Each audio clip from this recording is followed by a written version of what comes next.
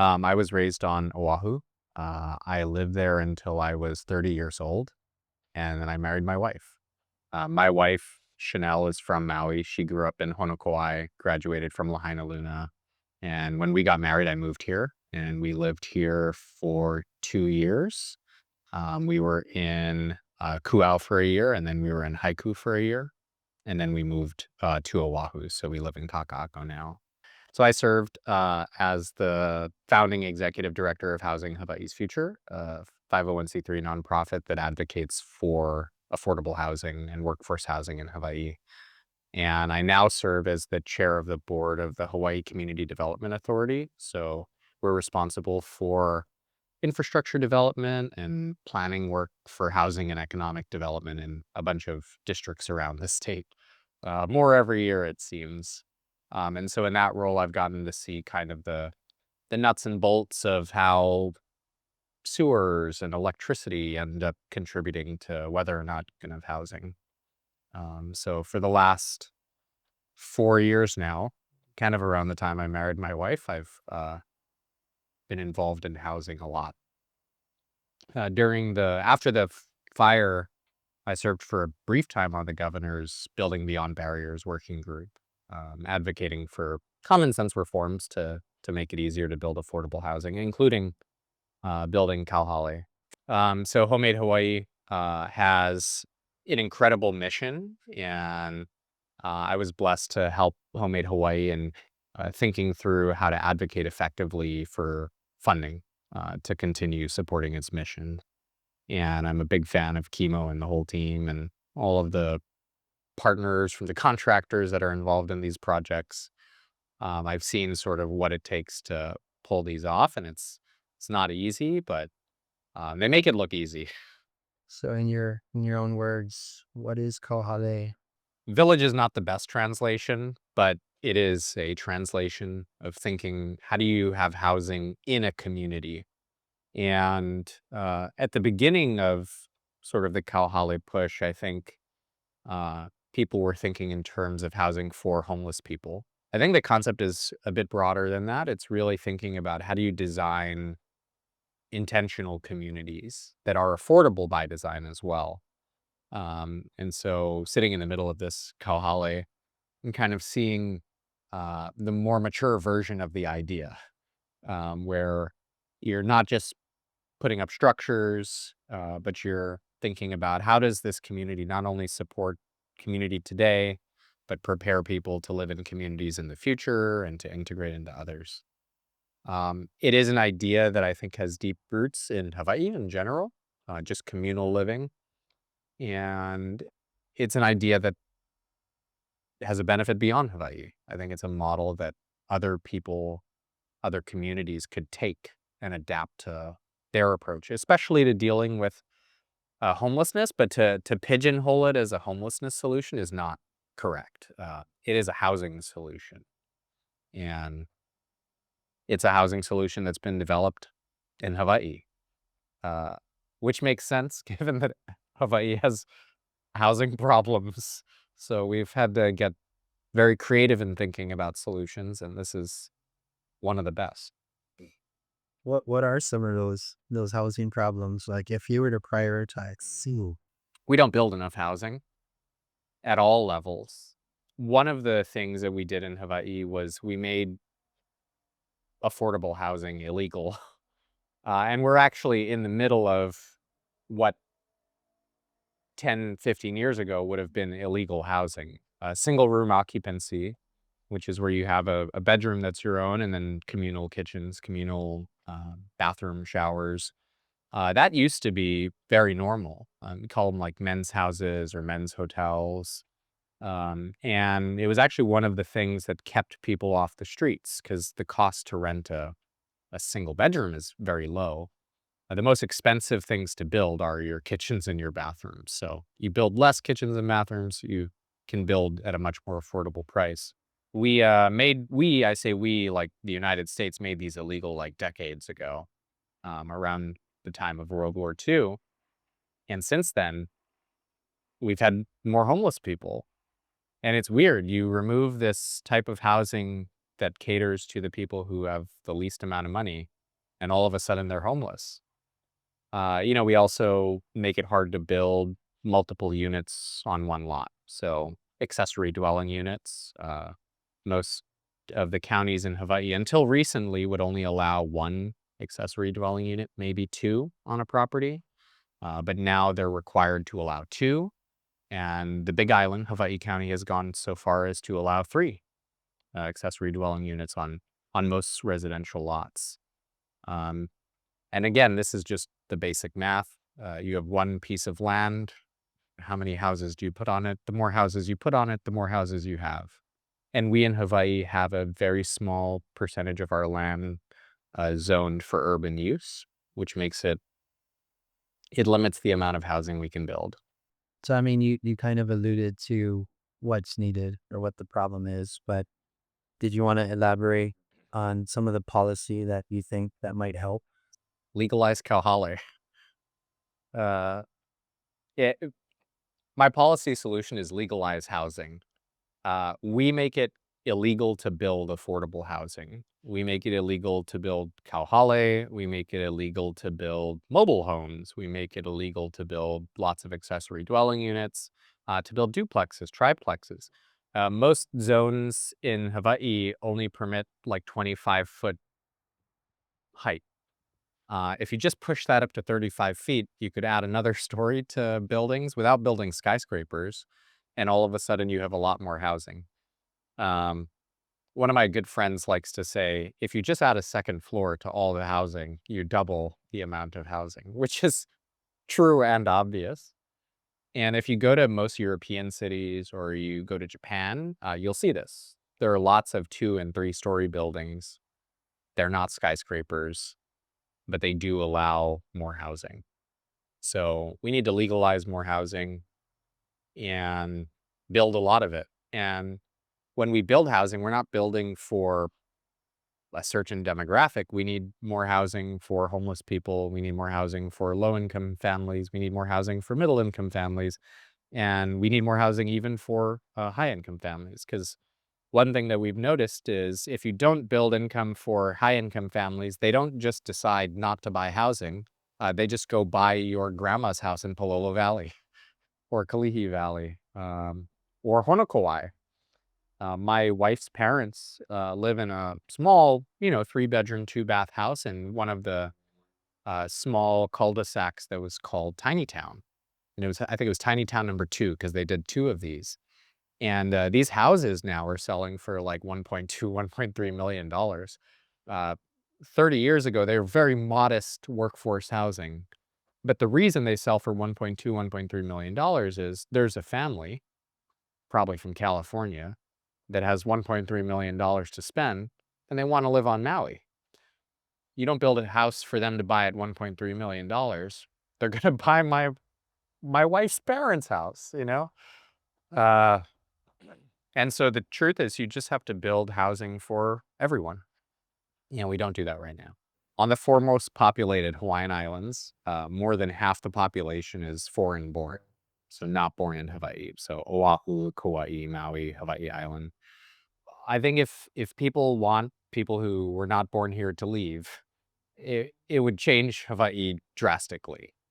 We have been welcoming people to Hawaii for the last 200 years, and some people are upset about that. Um, but you can't really turn off that spigot without completely changing Hawaii. The people with money and means will continue to find ways to live here. It is the people that don't have the means that get squeezed out when times get hard. The person who can buy my wife's parents' place for $1.2 million all cash is not going to be homeless tomorrow if we don't build housing. Uh, but if we don't build any housing, there is somebody who's working for $16 an hour who is going to become homeless. I don't want the perfect to be the enemy of the good. Would it be awesome if we could have housing solutions that solved every problem all at once? Yes. Unfortunately, those kinds of solutions don't come up all the time. You just have to bat a lot of singles. So when you think about building ADUs, that's like batting a single. When you build more Kauhale, that's batting a single. When you build sometimes more modest high rises, even 7, 8, 9 stories, that's batting a single. You just keep batting singles, and eventually you're going to score a run. Uh, Sometimes we want to just hit home runs. Like we're going to have the perfect housing and we're going to solve it all. Um, I haven't seen it work like that yet. Well, let's live in that ideal world for a second. Let's do it.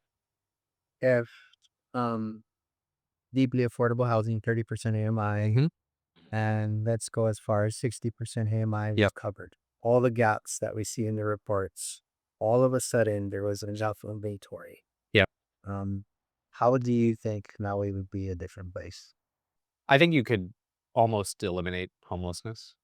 There are always gonna be people who will be homeless for reasons of choice or maybe real struggles with substance abuse. But if you had a lot of 30% AMI, deeply affordable housing, you could move a lot of these people off the streets. And getting them off the streets is the first step to really treating some of the underlying issues that are keeping them there. Uh, at 60% AMI, there are lots of people who are working right now who are struggling to get by. They call them Alice families, asset limited, income constrained, employed. Fancy way of saying working but not saving. And these are people who don't have any money in the bank. So if they have one car accident or they lose their job for a couple of weeks because they're ill, they could, lose their housing. They run out of money. Uh, One of the important things in deeply affordable housing is if you make it affordable enough, you can allow these families to build up a cushion and then escape from this cycle that they're stuck in. Which is why, so, okay, controversial thing. Um, I think we should build more 30% AMI housing and we should let 60% AMI people live in it. Or we should let 100% AMI people live in it. Uh, you look at this, okay. My mom lives in an apartment in urban Honolulu. Her apartment is not as nice as these units here in the Kauhale. If she had the opportunity, she lives on a fixed income, she's retired, to live here, she'd be able to save a bunch of money and maybe she could travel more or spend more on her grandkids. Um, but we have this weird practice of saying we're going to build 30% AMI, but only 30% AMI people can live here. Or we're going to build 60%, but only 60% AMI can live here. And the result of that is people are paying exactly what they can afford and they never can save. My approach is slightly different, which is build the deeply affordable stuff and just make it available. I don't think it's a bad thing if somebody with a lot of money wants to live in a very modest home and save their money. We shouldn't all have to spend a third of our income on housing. If people want to spend less than that, that's great. But that's going to require just building a lot of it. If you have 1,000 policies and you realize that you've made it too expensive to build housing, uh, you either have to get rid of the 1,000 policies or carve a path around the policies. And so the Kauhale have been enabled by emergency proclamations that allow this pathway around the policies. In the long run, you just have to make more pathways around the policies because our legislature every year considers like 3,000 bills, and they pretty much never consider a bill that's to undo a previous bill. It's always just adding laws and never subtracting. But we have in the past passed laws that do create these circumventions or ways to get around. So 201H, if you ask Stanford Carr, one of the state's leading developers of affordable housing, how affordable and workforce housing gets built in Hawaii, he'll give you the answer 201H.